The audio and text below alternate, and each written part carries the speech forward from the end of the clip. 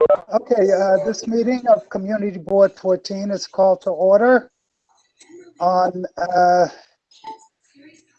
December 7th at 6:34 p.m. under the applicable statutes of New York State, the Charter of New York City, Board's bylaws, and Robert's Rules of Order. The Board's policy is to encourage detailed public discussion of matters before the Board at our committee meetings and at public hearings. Consequently, except by board members, there will be no public discussion at our regular monthly meetings of matters about which a public hearing or committee meeting has been held. Specific service delivery requests or complaints should be brought to the attention of the district office's staff by calling the board office during regular business hours or by visiting our website anytime.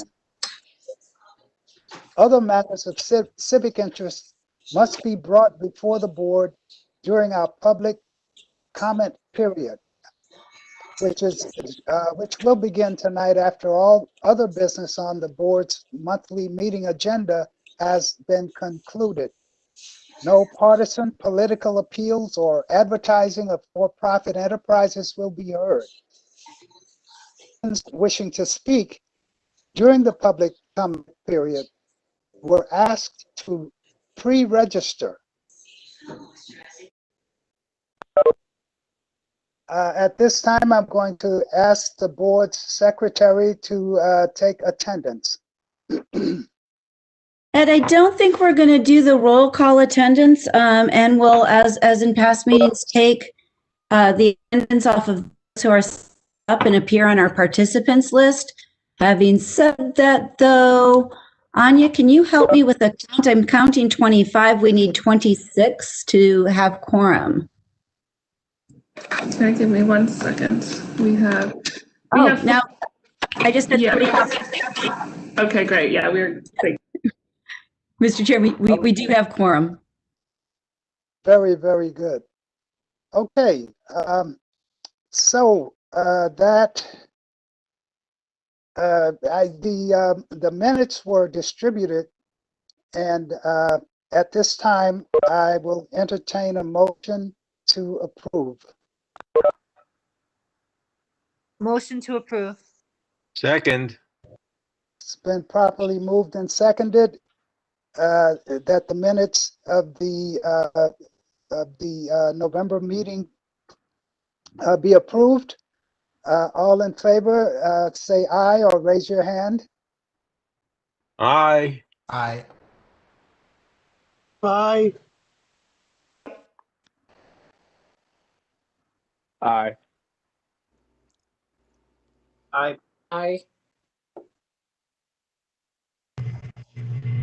Aye. Aye.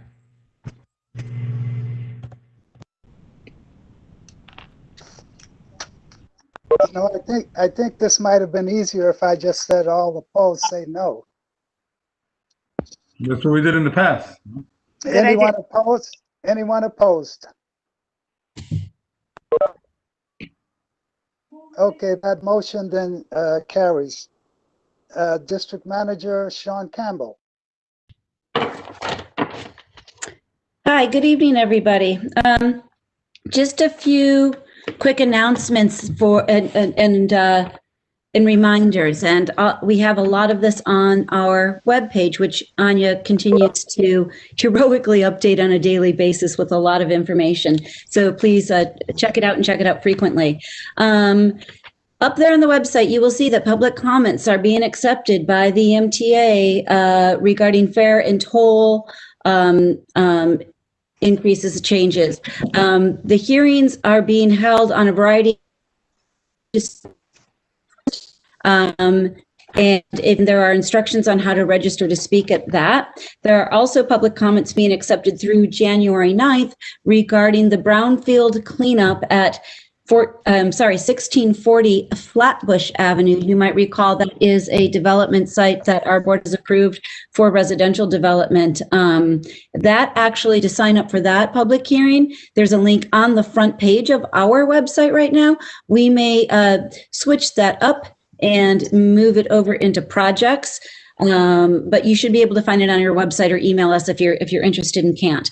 1620 Cortelliu Road, an item of great interest in our community, will be heard by city planning on December.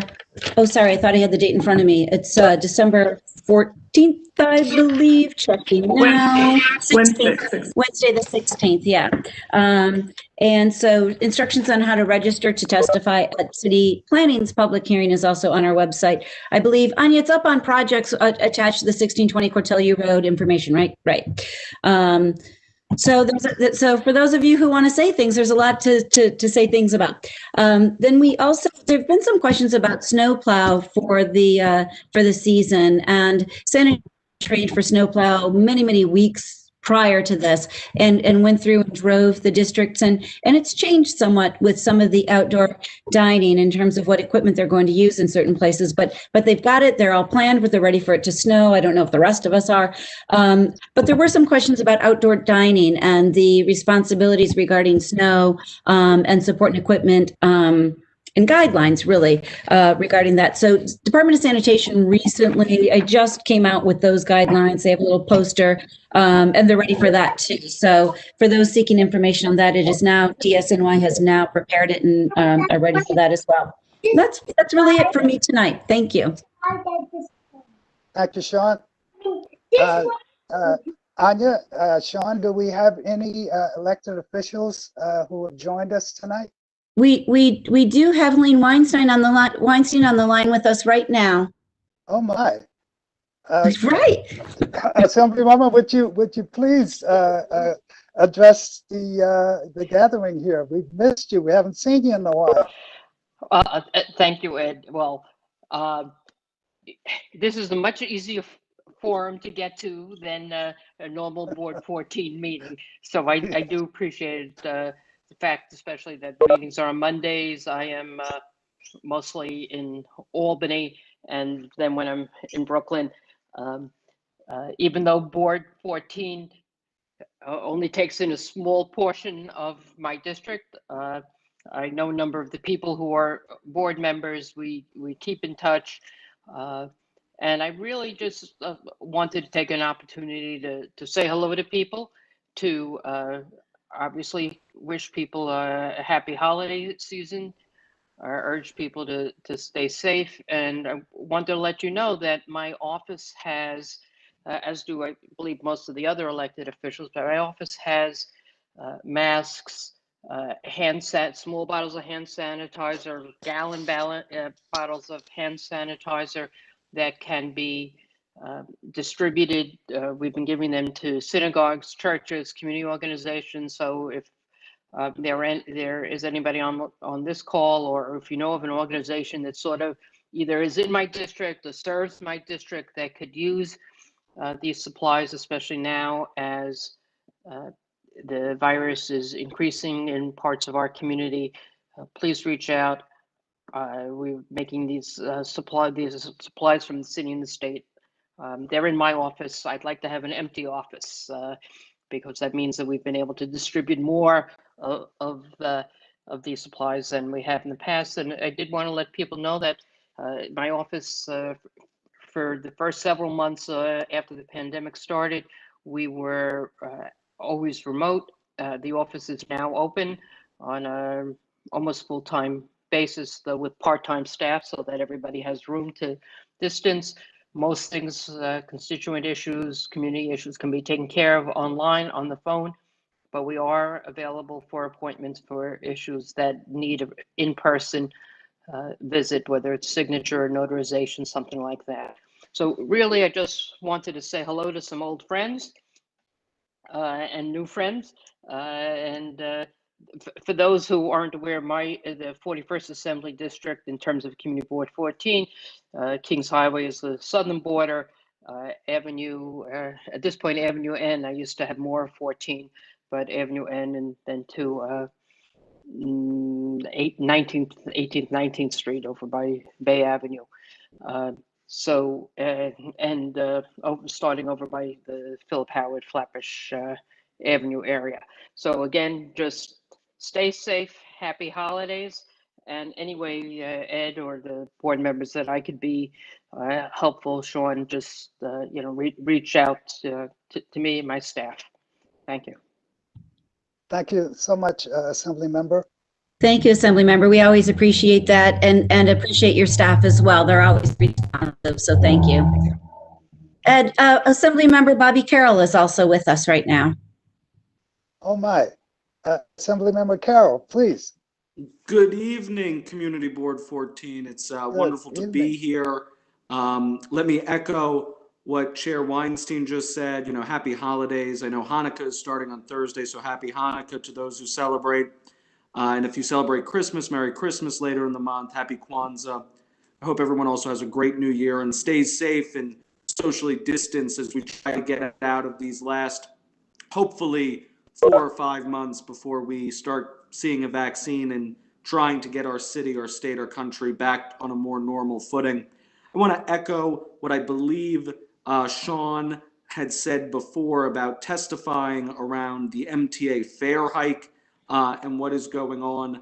The MTA is in unbelievable stress and a giant deficit, but what it shouldn't be doing right now is raising the fare on strap hangers, bus riders. What we need to do is we need to make sure that we get federal relief and we also get state relief through certain tax raises and revenue raisers so that we're able to balance the budgets of the MTA, the state, and our city, and not on the backs of working folks, because we need people to go back onto the subways. We need people to go back out there, and we don't want to see a truly doomsday scenario where fares go through the roof and services are cut. And of course, the MTA has currently proposed a possible cut of 40% of service on our bus and subway lines and almost 10,000 employee layoffs.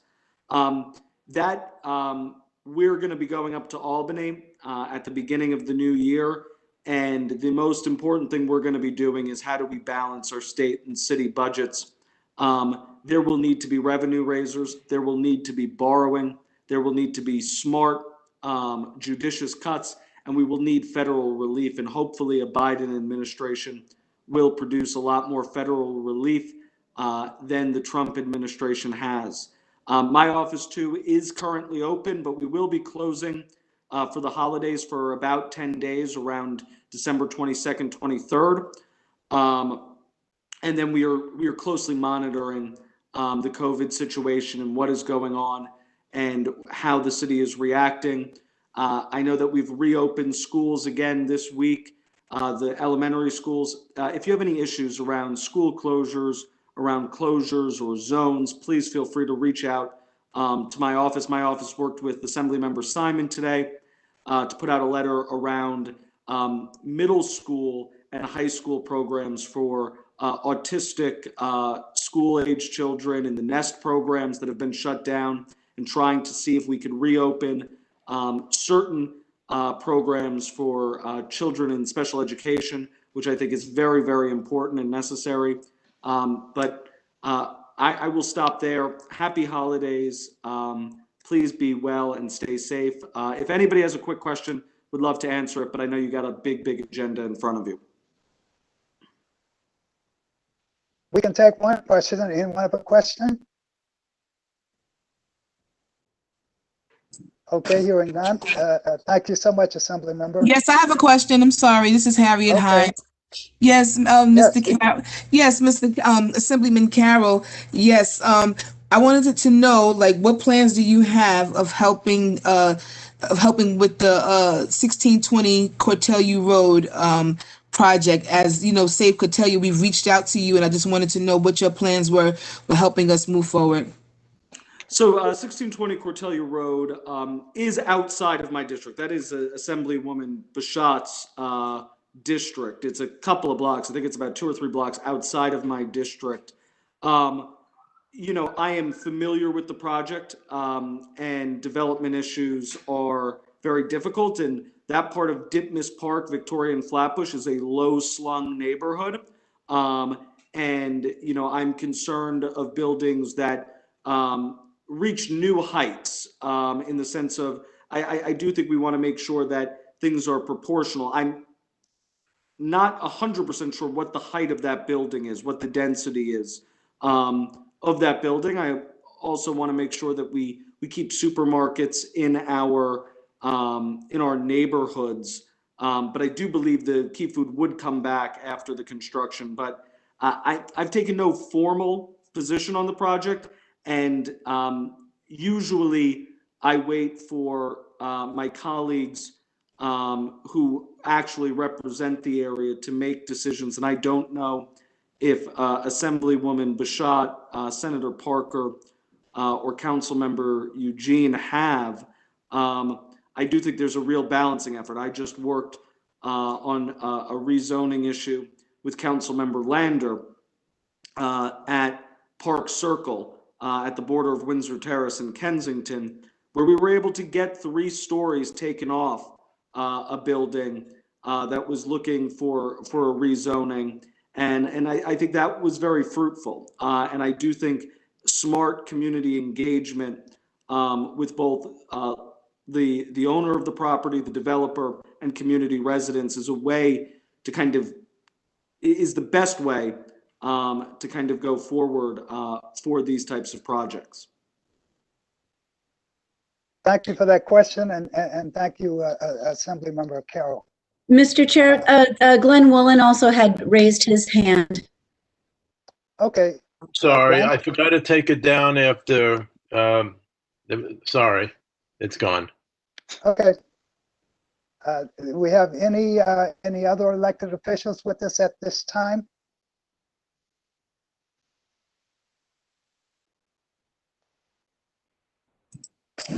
I don't see any, Chair. I don't either. So Okay. if there's yeah, fine. Thanks, Hanya. Okay, then we'll go ahead with the chair's report. And there are no public hearings or executive committee meetings to report on this evening, but I do wish to make a few announcements. Number one, a belated welcome to our new board member, Zach Khan.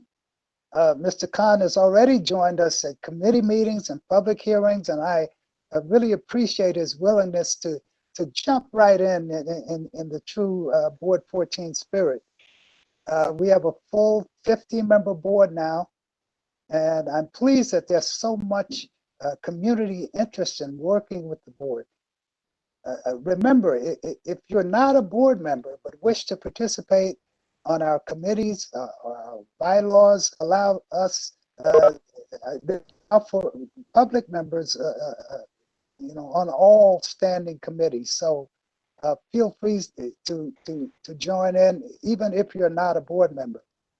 Please let us know if you are interested, whether you're a member or not. All meetings of Community Board 14 are open to the public. Please continue to join us and encourage your neighbors also to join us. Number two, I want to provide an update on the bylaws committee. A few members have volunteered, but I do feel that it's important that the committee reflect the diversity of the board, and we have not yet achieved that goal. So I'm asking for volunteers again, especially women and people of color, to consider this one more time, please. I hope to appoint the committee prior to our next board meeting. We have several people who've already signed up: Glenn Molan, Steve Cohen, Joe Dweck, and I'd like to see more. So please consider that. Thirdly, Community Board 14 has been asked to serve on the former PS90 task force chaired by Councilmember Matthew Eugene. and the Brooklyn Borough President, Eric Adams. The task force will work simultaneously with HPD's procurement process to prepare recommendations on development details, such as income levels or other characteristics of the affordable homes ideas for the youth educational and vocational training space. Desired ground floor uses, site layout and building design, historical memorial installations, and more. I have asked District Manager Sean Campbell to represent the board and to report back to me and relevant committee co-chairs along the way. The Community Environment Committee will have a report on their recent meetings with HPD and EDC later this evening with more detail on the project.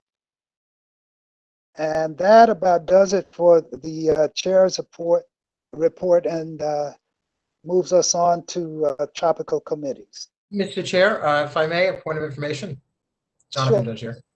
In terms of the bylaws committee, could you just remind us what the purpose of this bylaws committee convening is? What like the proposals were, or the scope of it that was proposed for it to be formed?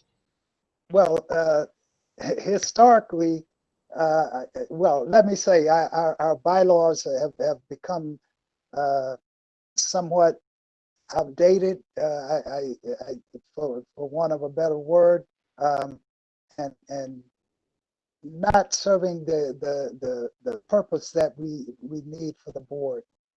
And there have been many comments, if not complaints, about that.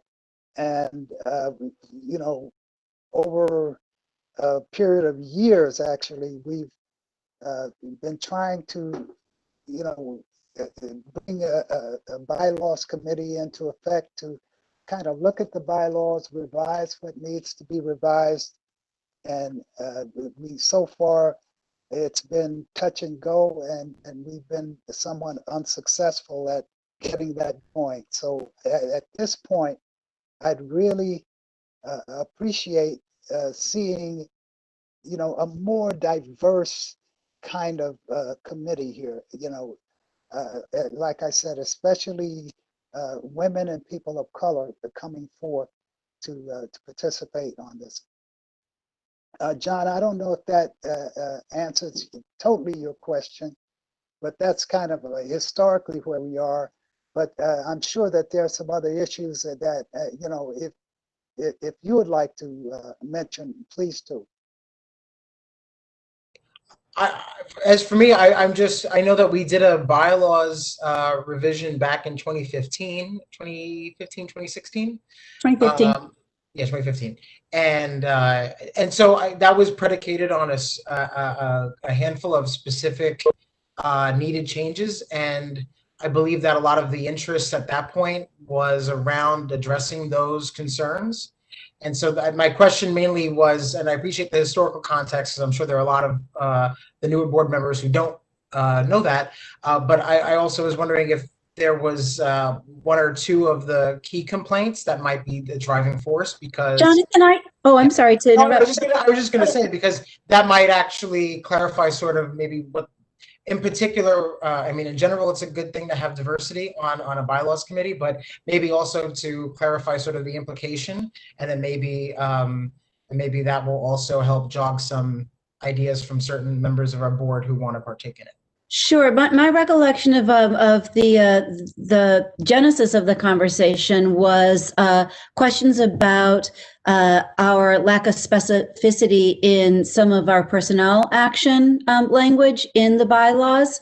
So that did start the conversation, and then there was a question at the time at the very beginning of the executive order that allowed us to hold board meetings remotely in a way that still comported with the open meetings law, and whether or not there needed to be questions about voting, clarity in terms of how we would vote if there is an election that is where there's contenders in an election. That is something that we sort of escaped any problems with because our vote for the executive committee was held prior to remote meeting. But some of our colleagues in Brooklyn, and I suspect citywide, had real hurdles in terms of how to conduct their vote. So those were two issues that just were batted about. And there wasn't a specific, we need to change the bylaws in order for it to say X. There was a question about whether or not they're as tight as they need to be, and if there's enough information, enough language in there now regarding how to handle things remotely. I hope that helps. It does, Sean. Okay, Thank you very much for adding to that. Thank you, John, and thank you, Sean. It's nothing better than a great district manager. So are there any additional questions on the bylaws committee? Nina has a hand up. Steve Cohen has a hand up, and I think Steve Cohen might also have a memory on this. Yeah. Okay. Thank you. Thank you, Mr. Chair. The only other thing I remembered going back last year was I think there were some changes to the process by which community boards evaluate membership and commitments to diversity in the city charter that was recently adopted. So I think there was some discussion of like, oh, should we incorporate some of that into the bylaws, or at the very least, because the last round of bylaws was before that, should we review the language just to make sure, all our, T's are crossed, I's are dotted, that sort of thing. Also, I see that Shahid in the chat seemed to express joining the bylaws committee, if I'm interpreting his comment correctly. So that might be, hopefully. That is super groovy, but I do want to say that any board member who wants to be on this bylaws committee, please email us in the office at the info@ address, and we can capture some things in the comments, but they don't become part of our records. So Shahid, I know where to find you, but if you could send an email, that would also be great, or give me a call. Thanks. And that goes for everybody. Please email us at the info@. And thanks to Ephraim and Dwayne for both sending in an email just now on this. Thank you for volunteering. Fantastic. Nina. Yeah, well, I have, before I volunteer for something that I can't handle, could I have some idea of what kind of first of all, what kind of a time frame are we looking at in terms of getting this done? And how much time do you think is going to be involved approximately?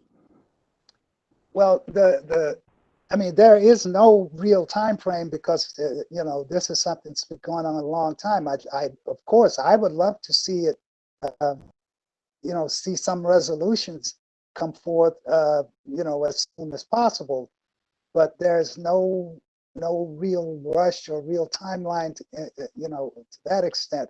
As far as how much of your time this will take up, which seems to be part of your question, it would be like any other committee meeting, when the committee meets, and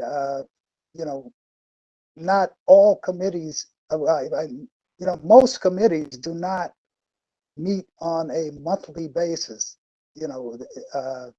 so. And I'm sorry to interrupt again. I won't make a habit of it, but the last time we did have a bylaws committee, there was a monthly meeting until the bylaws were reviewed. So it was one meeting per month in addition to any other meeting requirements that board member has. Thank you, Sean. Took the words right out of my mouth. Joe, please. Based on what Nina just said, which is really important, maybe we should press the issue and start the ball going forward, as we say in football. So maybe the folks that have, including Shahid, who's ever signed up or interested in being on the bylaws committee, maybe we should all get a copy of the current bylaws. Maybe we should schedule something working so we can have something in progress. So we start to address it. That'll give us some forward motion rather than being nebulous in the process. Thank you, Joe. Great idea. And what I'm going to ask is that, I'm going to ask the district manager when we get a full complement of people, we'll give it maybe a little time for all the volunteers to come in, and then go ahead and set up a meeting. I will make every effort to be present, and we'll get the ball rolling, as you said. Didn't know you were a football fan. Oh. Okay, anyone else? I wonder a little bit, because that wasn't really football terminology, Joe. Speed Plotzker has a hand. Speed Plotzker has a hand up. I was on the front line, so that we're not that smart. Steve, go ahead.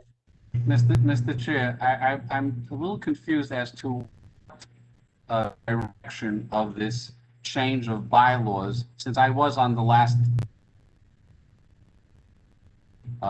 number of years ago, and I remember going through whatever needed to be gone through. What items are we addressing, to be clear, that need to be addressed to make change? Well, I mean,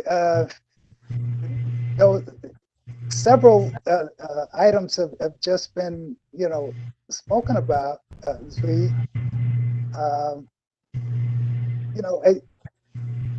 Why don't we do this? Why don't we set up this meeting? And during the first meeting, all that will be, will be taken care of. Any questions about what needs to be done, why we're doing this, why there's, why there's this meeting to possibly revise bylaws, all those questions can be answered in the first meeting. So if you don't mind, come out to the first meeting and you and anyone else who might be interested, even if you're not really interested in serving as a member of that committee, maybe you can come out and offer some enlightenment or become enlightened yourself. Thank you. Sean will, you're welcome, Steve. Sean will put the information out. As you see that once this meeting is set up, that it'll be publicized, and everyone will be invited who would like to be. Thank you. Okay, you're welcome. Is there any other discussion on the bylaws? Okay, then let's move on to topical committee reports, starting with youth services.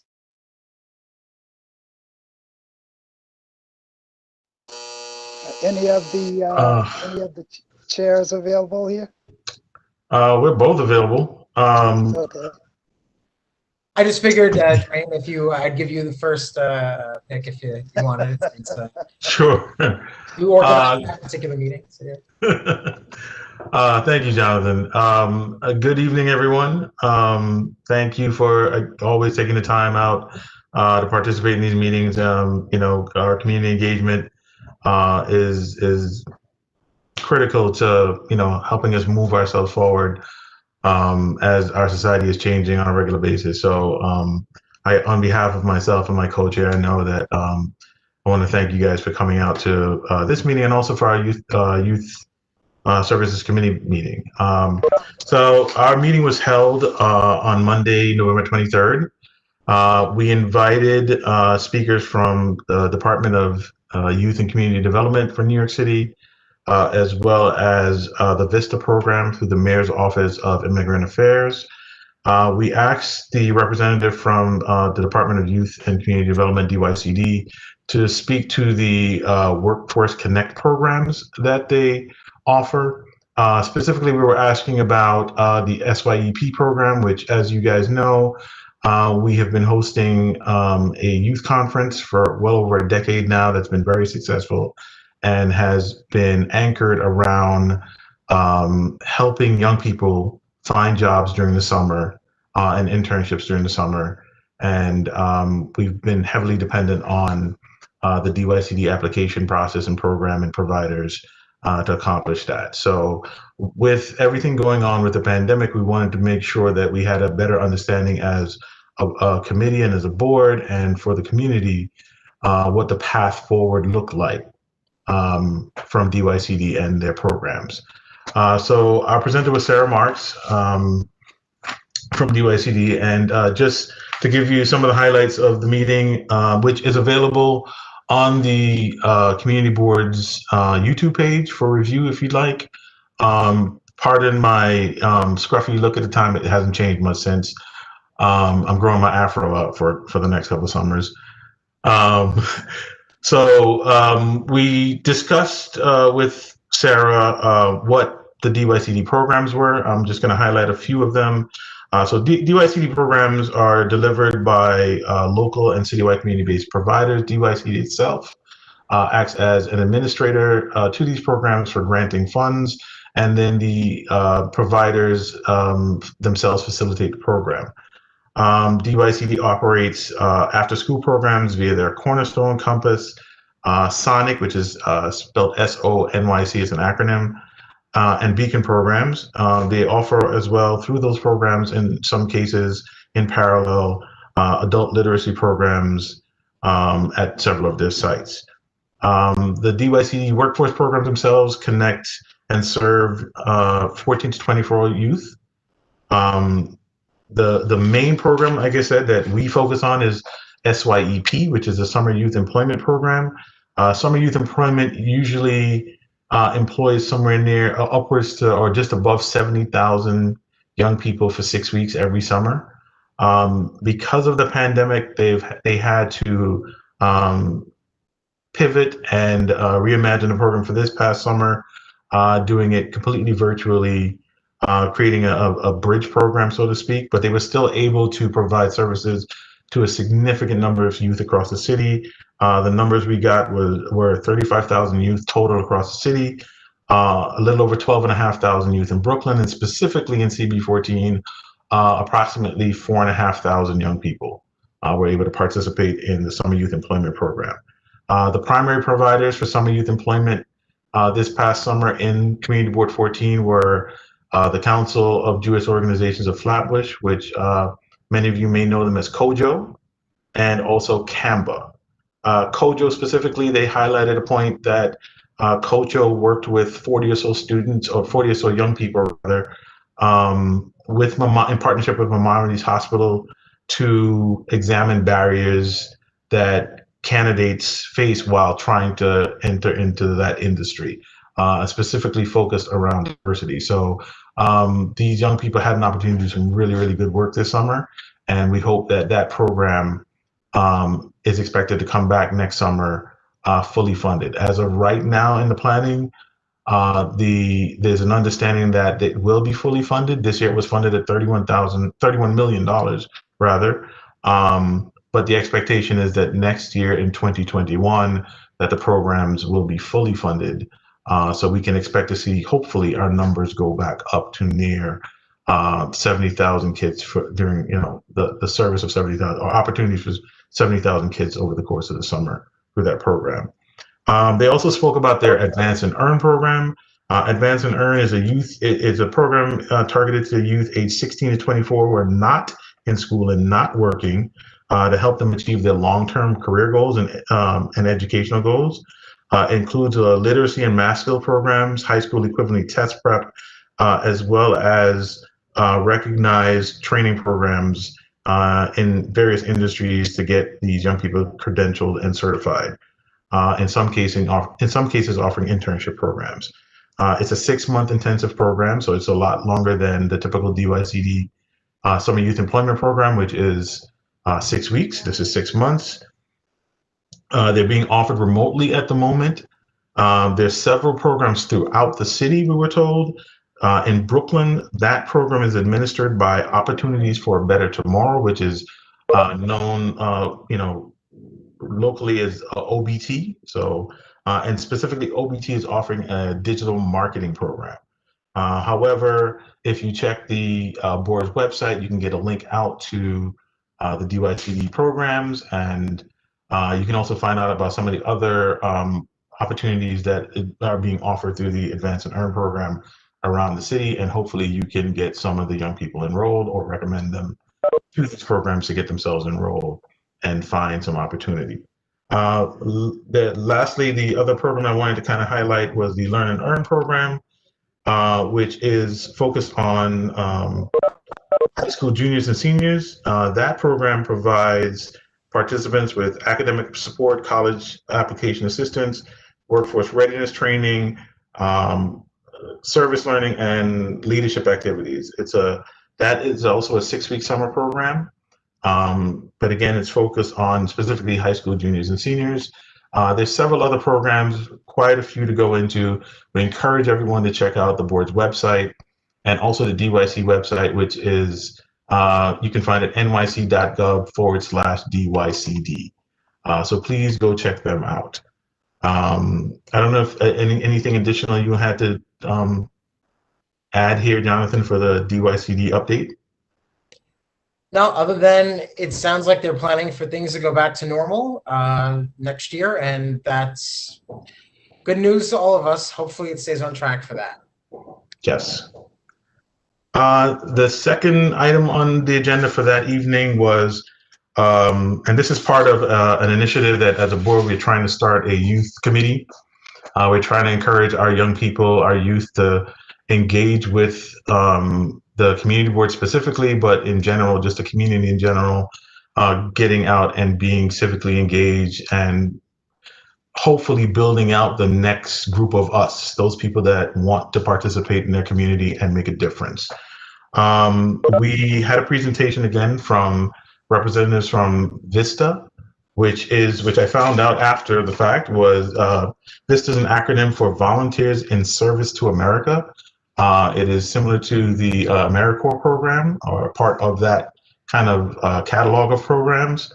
And the primary responsibility of VISTA is to, according to their site, is to support NYC government agencies to lift New Yorkers out of poverty by increasing effectiveness and efficiency for the agencies that they're supporting. In our specific case, they run or help organize youth leadership councils. So we were hoping for some direction from them and advice from them on how we could better engage our young people in, again, forming a youth committee and building out that program. The goal, again, ultimately is to have our young people participating in the board.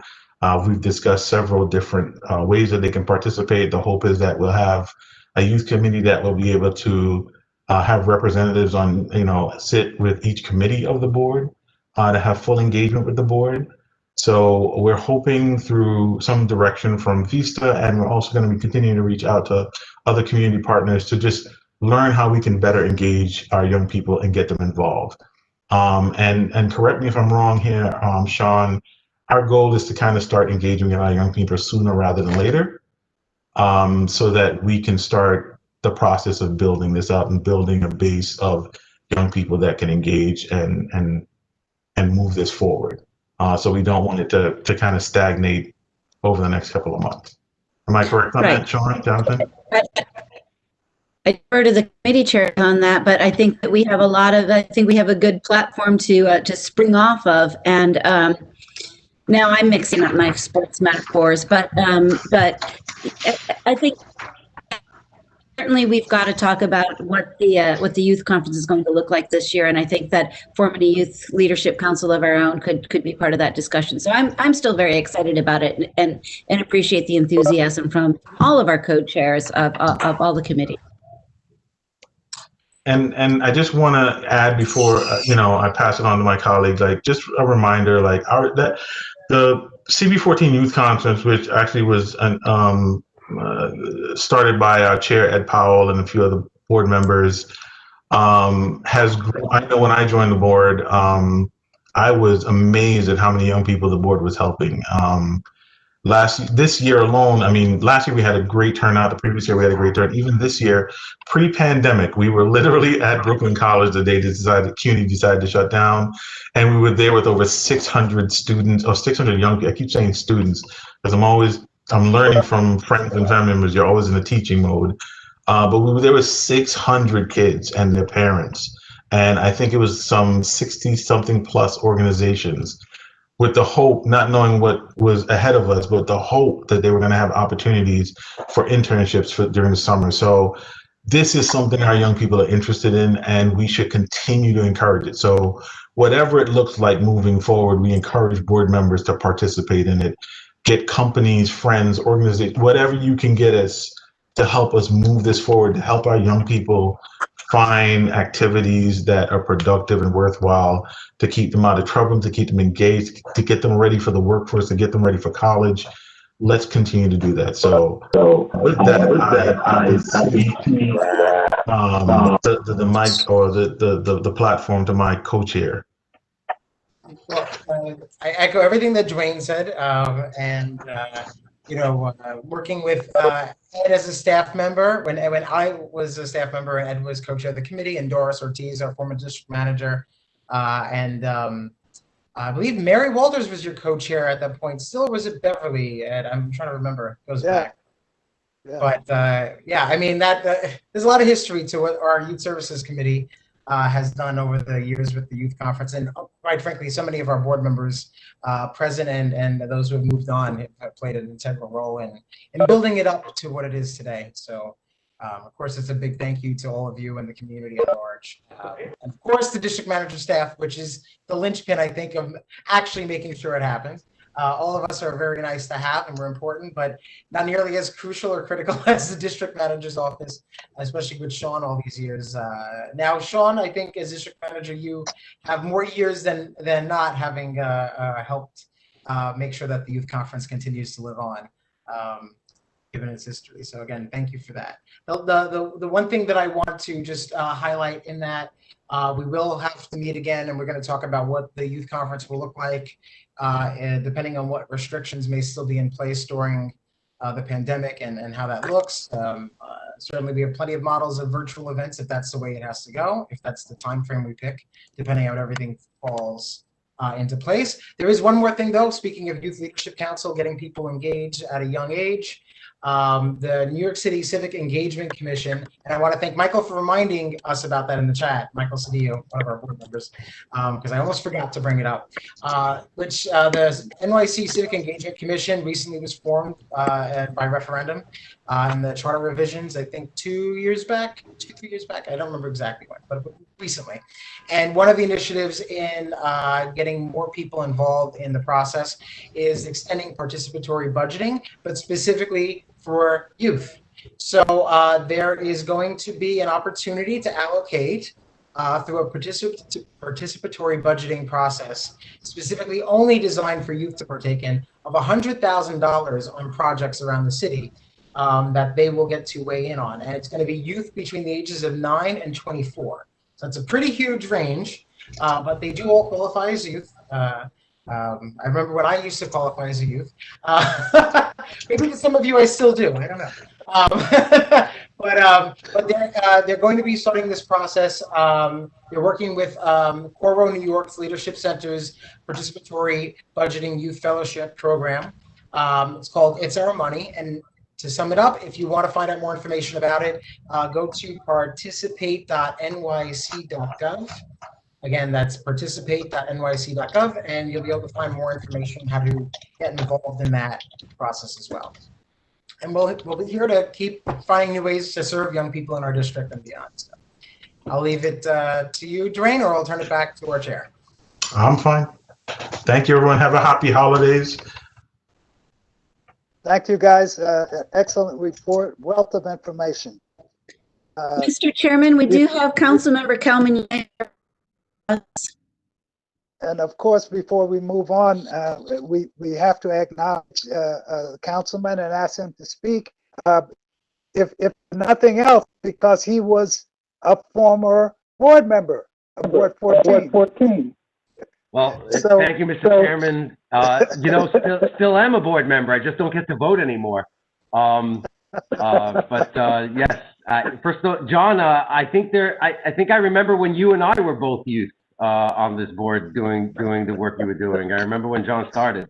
And for Dwayne, I wish, I was listening, I chimed in towards the end. Councilman Deutsch and I had a town hall tonight that just ended, but I was listening to you speak, and I wish there was a way, and I bet Jonathan could figure it out somehow, not to put a pressure on him, that we could actually figure out the number of youth that Community Board 14 helped over the total years that John and the board have been doing this work, going back to when Terry was district manager, because this work is incredible, and every year there are more and more kids that get help through this work, and then they go on. They're not kids anymore. And if there was ever a way that total number, it would just be interesting to know, because this is really important stuff, and the number of lives that have been affected just by that one night, that effort, I'm sure are incredible. I don't want to take up a lot of time because I know you're already an hour into the meeting and I just showed up. So I'm going to defer any substance, as I usually do, because I don't have substance, but I'll defer it to another time. Really, I just want to tell you all, I miss you all. I love you all. I miss seeing you in person. We have to take it this way. Some of you I do see from time to time, but the rest of you, I just want to wish you all a happy Hanukkah, a Merry Christmas, a wonderful New Year, happy Kwanzaa, whatever you're celebrating, even if it's Festivus. Just enjoy. May this time next year be a time that we can all gather together and be in person when we're celebrating. But for nothing else, I hope, God willing, to see you in a 2021, which ought to be way better than 2020 was. Stay healthy, be well, and I love you all. Thank you, council member.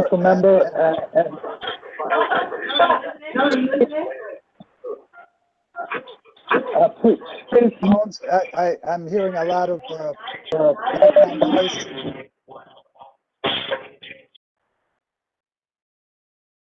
Thank you. Thank you,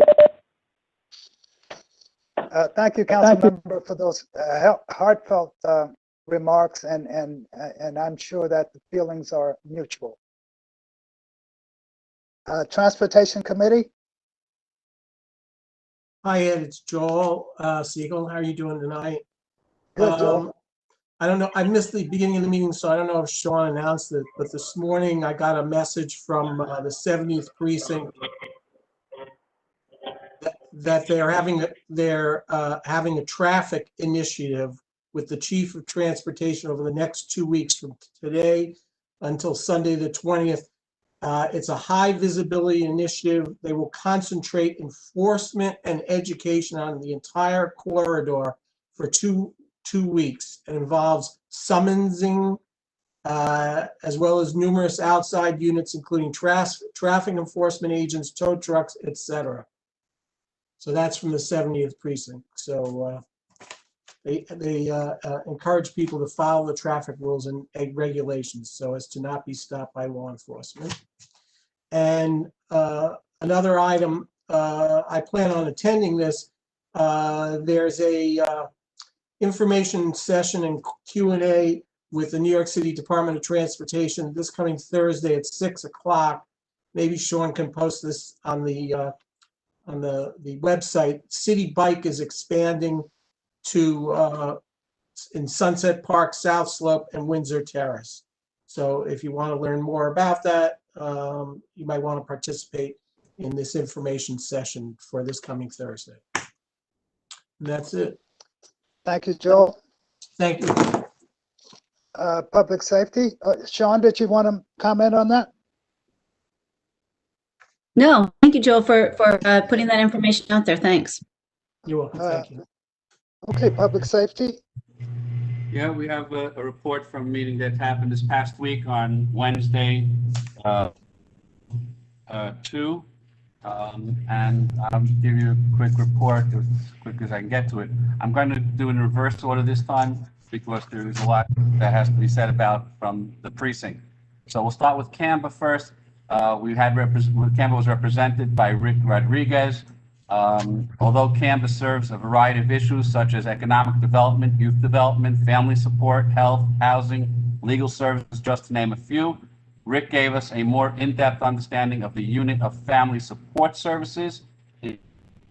Any person who is a victim of an assault of any kind, they should contact his office to avail themselves of the various services that he has to help them. This includes if someone lost a family member to violence, there are ways to get compensated for a variety of items, including burial services. And in my report, I will send into the office, we'll have the contact information. Just to jump on what was just mentioned, the Deputy Inspector's report is number one, the traffic initiative that's being that's being put in place is clearly from 12/7 through 12/20, and it is on Coney Island Avenue. So that's where the initiative is. It will involve, as well as outside units, including traffic enforcement, tow trucks. I'm not quite sure what that's all about, but that's what was sent out to people. Now, the second part of the report will go to the first part of the meeting, which dealt with the state of precinct and holiday safety information given by Deputy Inspector David Walt, commanding officer at NYPD 70 Precinct. During this past period, November 2 to 29, 2020, there was a 14% increase in robbery. People should be aware of sales on the Facebook market. They're just trying to sell you something, and once they get your money, they're added a picture, and you get absolutely nothing. Scams. They're still attempting to get people's social security numbers and other personal information under the guise of speaking to NYPD or Social Security Police and threats of being arrested. They are targeting not just the elderly at this time, they're targeting everyone, young and old. They don't care about the age anymore. Apparently, kids under 3 still get credit cards somehow. There were 3 additional rapes this month. One we all know about was in the hall of a medical office. The perp was arrested and is sitting in jail. There was a second rape. I don't recall the incident itself, but there wasn't. Then there was a 16-year-old had some connection with a 25-year-old boyfriend. That is under investigation. Burglaries went up from 11 to 14, mostly commercial. Be aware of street entry to basements of stores. Also, he mentioned, it's outside, when you go downstairs to the base, instead of in the store to go to the basement, that's apparently the way some of the people have been getting in. He also mentioned that there was only, of all the incidents, only one store had an alarm that went directly to the police department. As far as grand larcenies are concerned, there was an increase in vehicles stolen due to keys left in the car. There's also been fire shootings, as we all know. There are some cars that they're trying to, they put on these paper plates that are being used. They're looking into that. But he did want to warn everybody to please be aware, don't leave your keys running in the car and going out even for 10 seconds because somebody jumps in, your car gets stolen. Okay, that's one thing. But how much can you live with that if your car was used by that perp in a drive-by shooting and somebody got hurt? So please keep that in mind. Secure your car, your items, put out of sight. As far as assaults were concerned, he said there were 4 shootings this month. There was 1 arrest. With that, he also mentioned based on a question that was asked, he said of the 30 burglary arrests, 15 of them were recidivists, and only 3 of them are sitting in jail. This is something that I want to mention that this committee will be looking into to clarify as to where is the justice for this horrific statistic. In addition, we hope that we'll be able to enlighten the public regarding this matter in one of our future meetings. Is holiday tips, online purchases. Better, instead of sending it to your home, send it to the local store and pick it up from there. It's much safer. We also mentioned when you take your credit cards, don't attach it to your cell phone and your money, because once you lose one, you lose them all. If you don't lose them, you have them. Again, as far as cars are concerned, please leave items that out of the vision of anyone looking into it. He did mention that he's looking to increase the presence of officers, subject to the budget, obviously, for the weekends from Friday through Sunday. He did also, one second, let's see, one second, there's one more thing here. Two more things, okay. He mentioned that there is a meeting for the NCO, letter B as in boy, at 1087 Ocean Avenue on December 9th at 7 p.m. The NCO D for David will have a meeting at 157 St. Paul's Place on 12/16 at 7 p.m. There will be a virtual meeting at 7:30 for the 70th Community Council meeting. I believe that is on the 21st. At this time, the Public Safety Committee wishes all faiths a happy and healthy holiday and New Year to all. It's back to the chair. Thank you, Zvi. Chairman Powell, can I just ask a follow-up question? This is Steve Cohen. Of course. Zvi, I meant to make the meeting and I wasn't able to. Just because you mentioned the paper plates issue, is that something that if people see paper plates in the community, because I know some of the shootings that happened over the summer, those were related to the paper plates. So is that something that the police is encouraging residents to notify the police if they see them, or is that overkill because there are enough legitimate paper plates out there that people shouldn't take that step? Well, any of the paper plates that apparently do not look legitimate, obviously the police department would like to hear from the community. Or if they see them, let's say, for example, driving erratically, and you suspect that maybe those are false paper plates, they would like to hear about it. As far as paper plates that are being issued by various different agencies, whether it's New York, New Jersey, etc., it is what it is. But yes, he's very, very interested, and he will be investing. He is investing currently about those paper plates in the use of crime. Thank you for that. No problem. That's Zvi. No Human Services. Ed, it's Joe. What can I say about the Dylan Stewart Memorial? Sure, Joe. The terrific reports, Zvi. We had a memorial for the 15th anniversary of the murder of Dylan Stewart. Dylan Stewart was a Jamaican accountant that came here to New York, and when he had his first daughter, he decided to change his life to try to do more for people. He became a New York City cop. He was assigned at the 12 midnight to 8 a.m., which is the most difficult portion of the day. That's when all the bad things occur. He stopped a regular person he stopped a regular the traffic stop going through a stop sign. The person pulled out a gun and shot him right between his vest. It went directly to his heart, and he still followed that perp. Dylan Stewart was such a tremendous person. He used to go, after he would arrest somebody, he'd follow them up and try to get them food, try to straighten their lives out. He was an unbelievable person, and his loss is unbelievable as well. He was not just somebody who died tragically, but his life was just an enormous, enormous loss to all of us. And I wanted to tell everybody about it. Thank you. Thank you very much, Joe. Thank you, Joe, for adding that in. Human Services.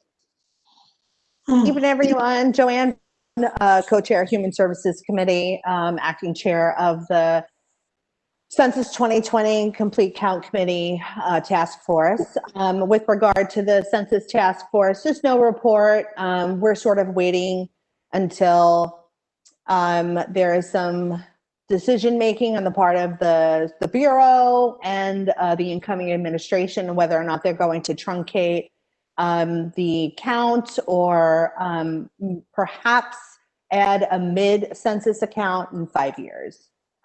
With regards, we have a report for a committee meeting that occurred on Thursday, November 19th, also conducted virtually. We had 2 agenda items. The first agenda item was from the Mayor's Office of Immigrant Affairs. It was a lovely presentation from a fellow.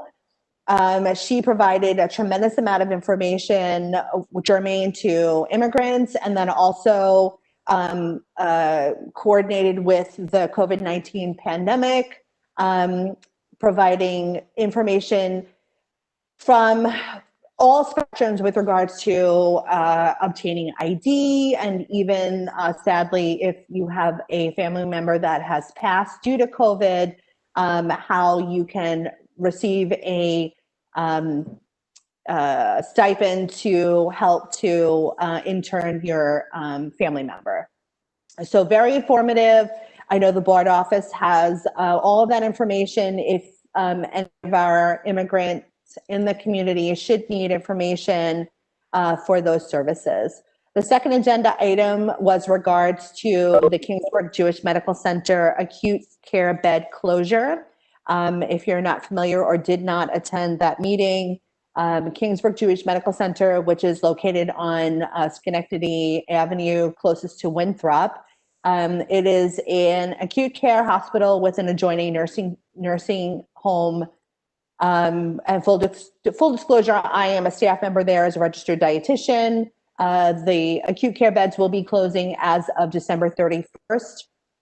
This is both a measure to provide attrition for Medicare and Medicaid safety net beds, and to reimagine the merger between Brookdale, Kingsbrook Jewish Medical Center, and Interfaith Medical Center as one system called One Brooklyn Health. We were joined by myself, who is a staff member, other staff members, by several doctors who are also public health advocates. We had a representative from Diana Richardson's, the chief of staff from Diana Richardson's office, who was very deeply involved in the decision-making for the transformation, and also for the director of communications from One Brooklyn Health System or Kingsburg Jewish Medical Center directly. So the discussion really centered around what are the implications of closing these acute beds during the pandemic. It is the opinion of the public health experts, the physicians that attended, that this is poorly timed. So recently, this announcement occurred after our meeting, but the Governor Cuomo, has asked all hospitals to increase beds by 50% to accommodate what we are expecting, or what is actually the second wave of COVID patients who will need acute care. So it remains to be seen whether or not those beds will actually close on time. I can say from experience and from report that that we have not stopped admissions at the hospital, and it is the beginning of December. We were expecting admissions to stop. So you can find, of course, the full details of our committee meeting on YouTube, but it was a very productive discussion. I think that our committee meetings and those that attended from the community and that attended from the board outside of the committee found it very relevant and important to form an opinion and discuss it within our community, whether or not we should be closing a hospital at this time. I want to, on behalf of the committee, to wish everyone who celebrates a holiday in December a happy holiday. And I want to wish everyone a happy new year. 2021 will continue to be a very challenging year. I know no one wants to hear that, but this is how, from a perspective of a healthcare worker, this is how it looks. I really want you to remain diligent and vigilant, and please do, you know, I wish you the best of health in the coming year and the rest of this year. And that's all I have, Chairman. Thank you so much. Thank you, Joanne. Very informative report. And by the way, thank you for your amazing work on the census. Thank you so much. It was really my pleasure. I can't wait to find another, you know, overarching topic for our committee to really dive into. There are so many very important topics that we need to address, particularly how public health is social justice, how public health is a matter of race. And I look forward to working with the committee to find the next topic that we can really apply ourselves to and create and really engage the nonprofit roundtable to work in the community and be unified. Thank you again. Education, libraries, and cultural affairs. Chairman, is it all right if I have asked Joanne a question real quick? I hear you, Mr. Nuremberg. Yes. Yes, of course, please do ask me a question. Sure. Yeah. Awesome. So, Joanne, by any chance, when Governor Cuomo made his announcement, did he say by what time they would, I guess, notify the various hospital systems whether or not the expectation is, you know, in the Kingsbrook Jewish Center, the closure by December 31st, or if it would be postponed? So, you know, let's delineate what's going on. So One Brooklyn Health System is carrying out the orders of the New York State Department of Health to go ahead and merge the system and close the acute care beds so that those buildings can be transformed. So let's just identify the closure has to happen before the transformation. So once the closure happens, the transformation of that building will occur, and those spaces will become will become outpatient and ambulatory care. So now that, and that's really the elephant in the room, is if the state is the architect of the closure, but yet they have turned around and said we need all hospitals to expand. There's been no information that has been conveyed to me as a staff member whether or not we're going to hold off on closing the beds. Okay. And we did already once postpone the closure of these beds. That was supposed to happen. For the, Somebody has their, somebody needs to mute themselves, please. So we already postponed the closure of these beds, which was supposed to happen in June. They halted that so that we can care for the first wave of patients. I do not know what is going to happen. The most up-to-date information that I have is the agency nurses that are working in place of staff nurses that have left, because when we know that we're closing, staff, of course, is going to find more stable jobs. We do know that agency nurses were asked to extend their contract by 7 days. So it's possible we will still close on the 31st, but the agency nurses will stay for a week just in case. But we don't know. It's really all in flux.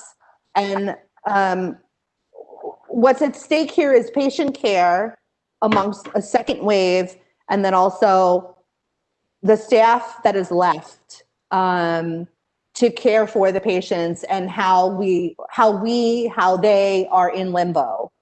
So I hope that can answer your question, but the state is the architect. The administration of One Brooklyn Health is carrying out the plan. So I know that there is a lot of money at stake, and I'm not sure if any of that money has been distributed. I know that the actual closure of the acute care beds is sort of the demarcation of when perhaps the $700 million will be distributed to the system. Okay, thank you, Joanne. Got it. Thank you very much for that. I appreciate that. Of course, sure. I just interject here. Sure, Nina. Yeah, okay. So I am a medical provider at Brooklyn, at Kingsbrook. And to the best of my knowledge, they're moving ahead. I know that they've had trucks outside that I've seen other places. They move medical beds and other equipment out. And in some cases move it in. So I don't know whether the plan is that they're reopening floors at Brookdale that have been closed in the past. That I'm not at that end to see what's going on. I also know that they've been, posting things to the nurses, that and other staff that are part of 1199 to contact them about finding other jobs, other assignments, either in the hospital or elsewhere. So it seems as best, unless they come to a screeching halt on all of that, it seems that they're moving ahead with closing those units. And the feedback I've gotten from administration has been they kind of shrug, go, oh well, and it is what it is. Well, I mean, Nina, I understand where you're coming from, but we are still operating 143 beds. We still have admissions coming into the hospital. We still have what's called K1A beds in the emergency department that are holding patients until we can actually admit them to the transition floor, which is bigger 4. So as of right now, today, we are still taking patients. We have not closed any units, and we were supposed to have closed another unit by now. So I think they're just sort of waiting. They're waiting but even though they have opened a resource center for staff, it's not anything really. It's not a telltale sign that this is actually going to happen, but it's also not a telltale sign that this is not going to happen. Yeah, if we can help facilitate on this. We do have other agenda items on that I think the chairman wants to move on to. I appreciate the conversation, and let me know if you want to facilitate more. But if we could move on, Ed? Sure. Thank you, Sean. Education, libraries, and cultural affairs.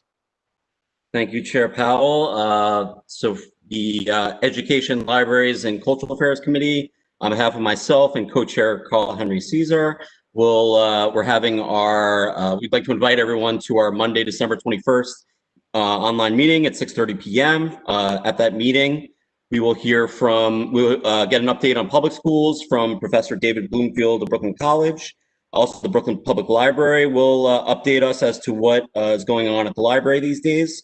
And Flatbush Development Corporation will also present as to, I guess, their what's going on at FDC in terms of cultural affairs and any education related items that they can provide information on. I know that as Svi mentioned, there's also the community council meeting that night at 7:30. So we will try to move through our agenda expeditiously because I know how many of us cannot get enough Ed Powell led online meetings in a month, and I don't want to deprive anyone of that. And speaking of Chair Powell, I just wanted to echo Ed's comments earlier about welcoming non-board members to committees. I think, I'd said something to that effect 2 months ago. We did get someone, a non-board member, to join our committee, which was great. I think we can actually accommodate one more. So as Ed said, if there are non-board members who are interested in topics of education, libraries, cultural affairs, especially because education is a really big topic right now with all that's going on, obviously, this academic year. So please reach out, email the board office for those who are interested. We'd love to consider you for membership. That's all I have. Thank you. Thank you, Chair. Thank you, Steve. Community. We had a meeting on November 30th of this year online, and the big topic was development of 2286 Church Avenue, which is an affordable housing development. They're at the RFQ stage at this point, and everybody seems to like it. It's a vacant lot, so it's not really controversial. It's affordable, which people like, And at this point, what they want to do is they're bringing in an urban archaeology firm to look at the site to see if there's any historical significance to it, because they found some human bones there recently, and they want to make sure that it's not an old burial ground or anything else. But other than that, it looks like it's moving forward, and no one seems to be opposed to it at this point anyway. But give it time. Give it time. Give Thank it you, time. Donald. Okay, you're welcome. Okay. So this brings us to our public comment period. Board members are expected to remain for the public comment period. And because we're meeting remotely, all speakers were asked to pre-register via email to the board office. Any member of the public who was not able to register in that fashion in time can follow up directly with the board, and staff will do their best to include announcements on the CB14 website. Matters of civic interest and announcements of public events are invited. No partisan political appeals or advertising of for-profit enterprises are permitted. Each speaker will be permitted to speak for up to 3 minutes and may not receive additional time from another speaker. The board has an obligation to conduct its business in an orderly manner. Any person preventing the meeting from continuing will be muted and possibly disconnected from the meeting. The intent of the public comment period is to permit the board and the community a chance to hear diverse perspectives on public issues.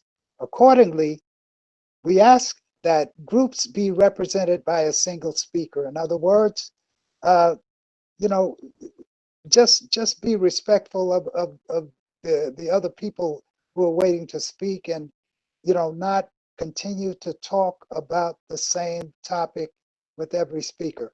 You know, okay. It is now 7:55 p.m. and I'm going to ask the board staff to conduct the order of the speakers, starting with the first. Thank you. We have 8 registered speakers, and I will just read their names quickly so that everyone who has pre-registered knows that they're on the list. And these are in order, so please listen to the order that you're in, and we will announce you as well. Nancy Lulu from the Brooklyn DA's office, followed by Eileen Newman from the Brooklyn Borough President's office, Andrew Olson from OEM, Monique Chandler-Waterman, Health and Hospitals Test and Trace, Adrian McLean, NYC Health and Hospitals, Rocky Bhattacharya, Brooklyn Public Library, Lisa Lowe, NPower, and Ilana Reinholz, Save Cortelio. So we'll begin with Nancy Lulu from the Brooklyn DA's office, please. Good evening, everyone. Hope everyone's doing well. It's good to see everyone virtually, and I wish we could see each other in person, but hopefully soon. I would like to extend greetings on behalf of District Attorney Eric Gonzalez to each and every one of you. The District Attorney's office remains active. We continue to work to make sure the community stays safe. Most of us are working remotely. I just have one quick announcement, keeping things light. The Brooklyn District Attorney's office is holding an annual holiday toy drive. Although our holiday celebration will be so different this year, we didn't want to miss out on the opportunity of putting a smile on children's faces. And therefore, we are asking for donations. Donations can be mailed, for toys, new toys. Donations can be mailed to the Brooklyn District Attorney's office at 350 J Street, the 19th floor. As well, they can be dropped off to the Brooklyn District Attorney's office at the lobby. Drop-offs will be Mondays, December 7th, the 14th, and the 21st from 12 to 2 p.m. And lastly, I would like to also remind everyone with the Action Center's phone number.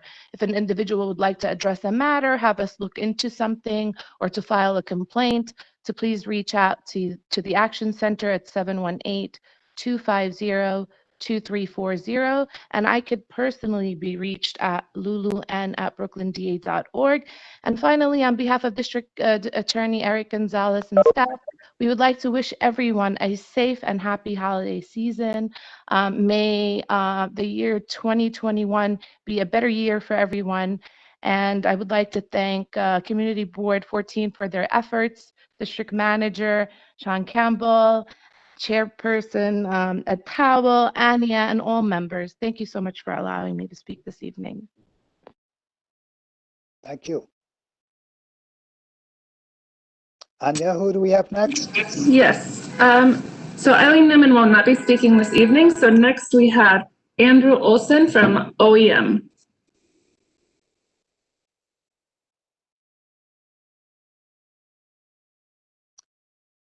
Andy, are you there?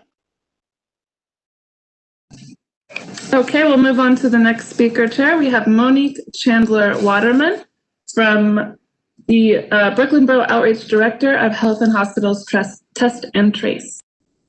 Hello, everyone. Can you hear me? Yes. Okay, perfect. Yeah. So thank you so much to the board. Thank you to the chair. Thank you to the district manager for y'all working so hard, and all the members of Community Board 14. As you said, my name is Monique Chandler Waterman. Actually, I live in Community Board 14 as well. I am the new outreach director for Brooklyn for Test and Trace with Health and Hospitals. My job is to connect with people like you, community stakeholders, to make sure we get the word out on the ground, make testing an everyday language to remove the stigma. So what does that look like? We did a day of action. For instance, on the junction, we put up a table, we put up a tent. We give people literature with our 4 core, which is wash your hands, wear face covering or mask, covering your nose and your mouth. Stay home if you do not feel well. This is not the time for perfect attendance. Stay 6 feet apart. And the extra is get tested as often as possible. Somebody like me that's out on the streets all the time, I would say every 2 weeks, and monthly is what we suggest for people who are out and about. We are very concerned with the holidays coming up and the holiday just passed with people gathering. We know that you miss your loved ones, so do I, but we cannot gather. If the person does not live in your house, the rule of thumb is don't have them over your house, because when you're at home, you are comfortable. You take off your mask, you're not as heightened with the being cautious with COVID-19, and it spreads. And not everybody body can handle COVID-19. Some people can be positive, have no symptoms at all, and be okay and get through it. And some of us, have succumbed to the virus. So we want to make sure that people are not gathering. Let's do stuff like virtual meetings, like how we have here. Decorate your house, go caroling, right, Ed? And Sean, y'all can sing very well. We can go outside people's house and do some caroling. Shop online. Please shop online as much as possible. Well, don't break your bank account, but you know what I mean. And do not travel. But if you have to travel, be prepared. So when you enter New York State, you need to have a test 72 hours prior before arriving to New York State. And then 4 days after, you need to take a test. And of course, both of those tests have to be negative. If not, you are in quarantine for 14 days straight. Our team will follow up with you. And if you do test positive at any time, just know that we are here to take care of you. We have a take care program. We can assist you with food, delivery, medication, door walking, hotel stay, whatever you need. So please, please, please, just follow the protocols.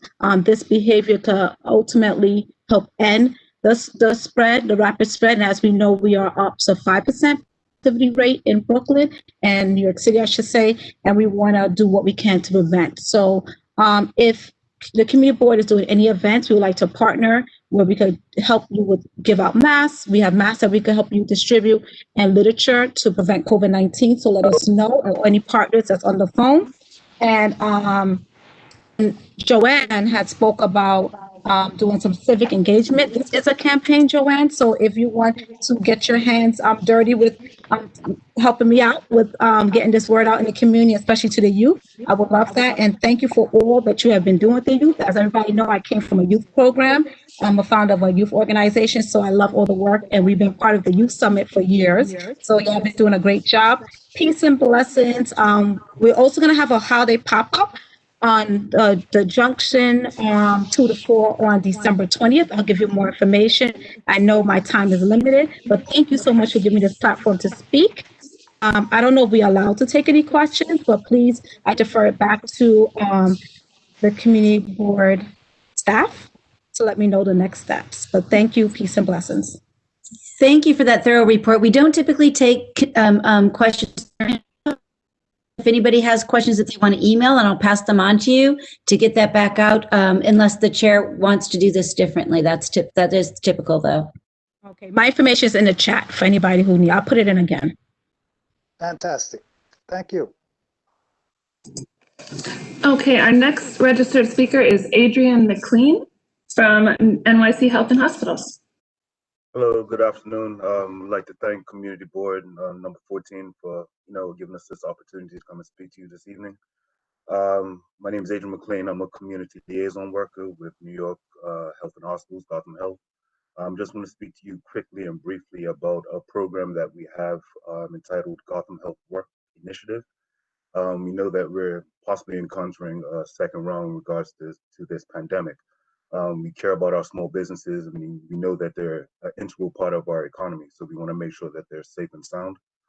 So what we do is we offer a program which allows the employers to keep their employees safe.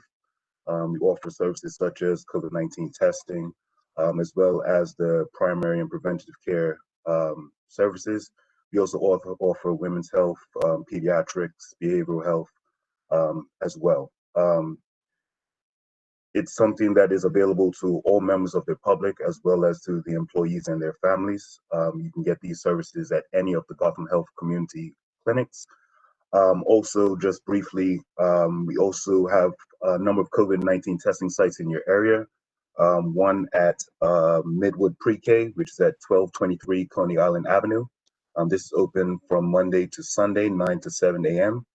They have the rapid test there, which takes about 15 minutes, as well as the nasal and the antibody test. We also have testing available at Cumberland, which is at 100 North Portland Avenue. They test from Monday to Friday, 9 to 3:30, and Saturday and Sunday, 10 to 2, as well as testing at the East New York area at 2094 Pitkin Avenue. They test from Monday to Saturday, 9 to 3. Thank you very much for your time. I appreciate it. Hope everyone enjoys their holiday and everyone keeps safe. If you have any questions, I'll post the email address and phone number where you can contact it in the chat. Thank you very much. Thank you so much. Next speaker, please. Our next registered speaker is Raki Bhattacharya from Brooklyn Public Library. Hi, I'm a staff member at the Midwood branch of the Brooklyn Public Library. And even though the Brooklyn Public Library the Midwood branch is not open to the public at this time, there are 27 other branch locations in Brooklyn where patrons can come for quick transactions, basically holes pickup and book returns. Materials that are checked out during this time are not accruing any fines. And this is also true for the materials that were checked out during the time that the library was closed. The only branch that is open for grab and go service in our district is the Cortelyou branch. Masks are required for both patrons and staff. Brooklyn Public Library has formed a partnership with the city's Test and Trace Corps. Library staff have distributed more than 54,000 masks and reached more than 19,000 Brooklynites with information about essential resources such as free testing sites and emergency food relief. We hope to continue our partnership into 2021 with outreach regarding a safe vaccine. In addition to this, BPL's Business and Career Center has entered a partnership with the Community Service Society of New York to offer individualized assistance that can address personal financial concerns.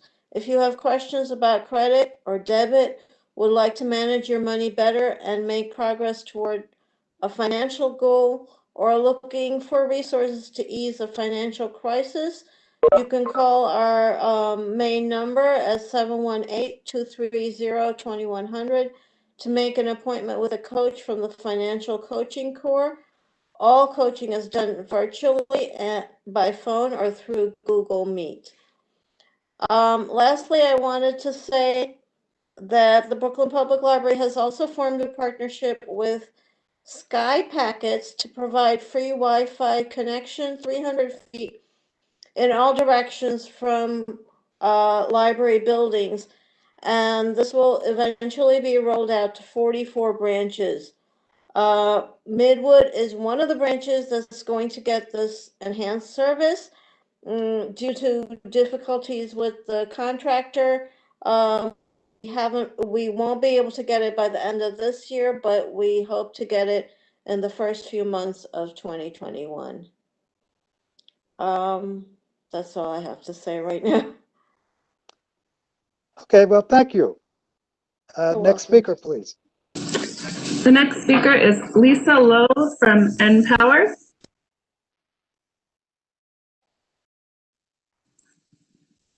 See her chair.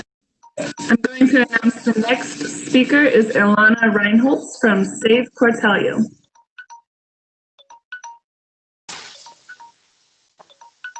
Hi all, can you hear me? Yes.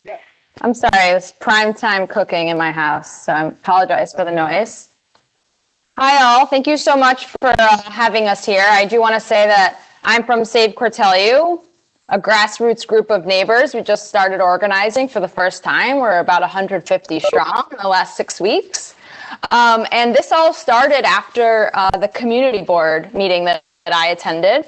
And I loved, getting in and civically engaging. So I just wanted to give you guys an update and then ask you guys a question as well, if that's okay. So I'm Ilana. I live near the building, and I watched the CB meeting, which was very contentious, and you guys had a lot of thoughtful debate.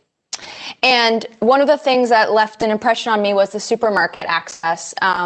The architect in my building, our co-op board president, ended up letting me know that there's no way that the supermarket could be open for 2 years during construction. So I didn't know if people who voted were aware of that. And that started there. And, you kind of pull a string, and I'm a business owner. I do things all in, or I don't do it at all. And I just started talking to community members on the street. I've talked to about 250 people offline and online in the last month. And after the CB board meeting, we had about 45 speakers come to the borough president call to speak against the upzoning of 1620 Cortelio, and one spoke for it.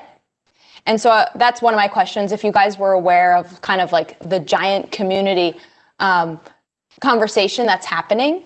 And with that said, there's a lot of stakeholders and partners that have joined the conversation. We have some talking points as well. I'm happy to drop it in the chat. A lot of them were aligned with all the conditions on your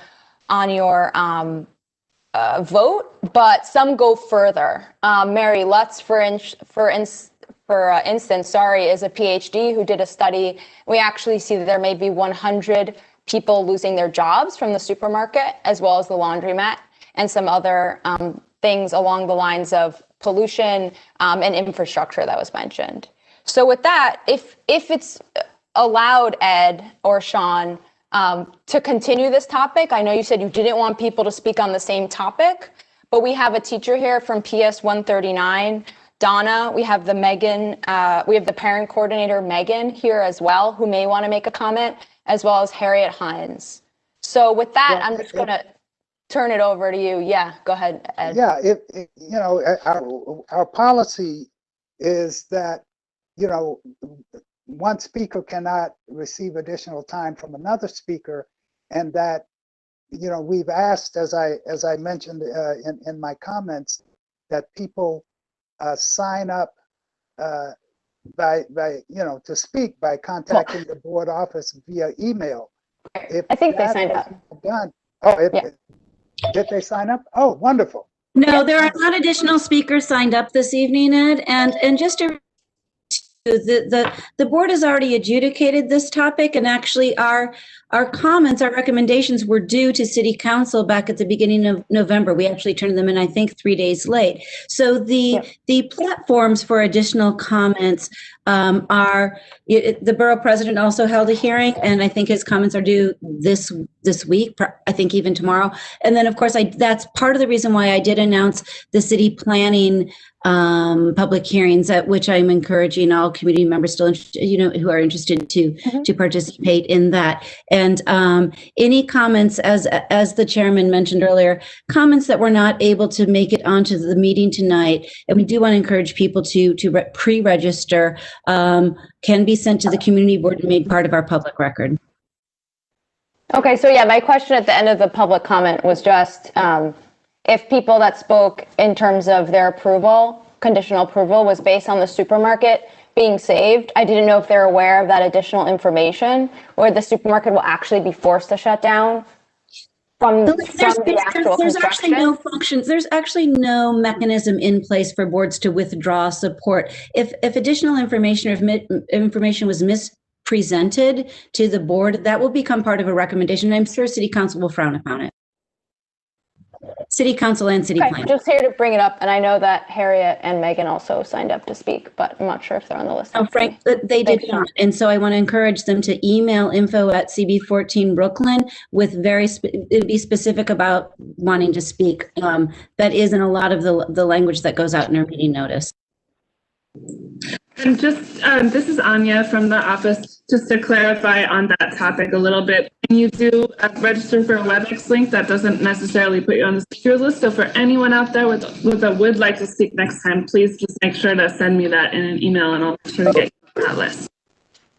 Okay, but John Oros is asking you to speak. I think he's on the list to speak. This is the chairman's. Ed, do you want to go ahead?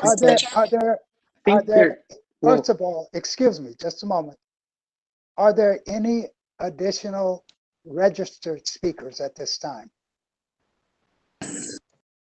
Yes, we have one registered speaker, Alicia Goodridge from Assemblymember Richardson's office. Then we need to continue with that speaker. If that person has already registered, I think we should move on to that person. Okay, Ms. Goodridge from Assemblymember Richardson's office. Hi, good evening, everyone. Hope everyone is well.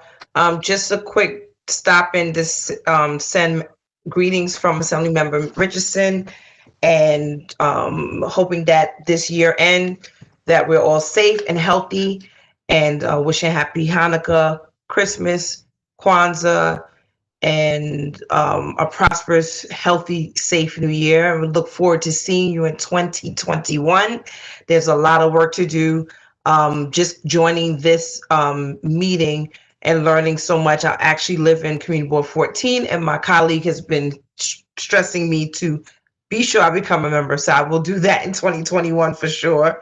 And we look forward to future work. And once again, greetings from the Assembly member. We'll keep you posted on anything that's going on in the new year. We are still doing our food distributions around the district. We have 3 locations. One is Lennox Road Baptist Church, which would be the closest on this end. And of course, Beulah, which is further up, and Crown Heights Jewish Community Council. So we're still doing the food work and making sure that we're taking care of our community.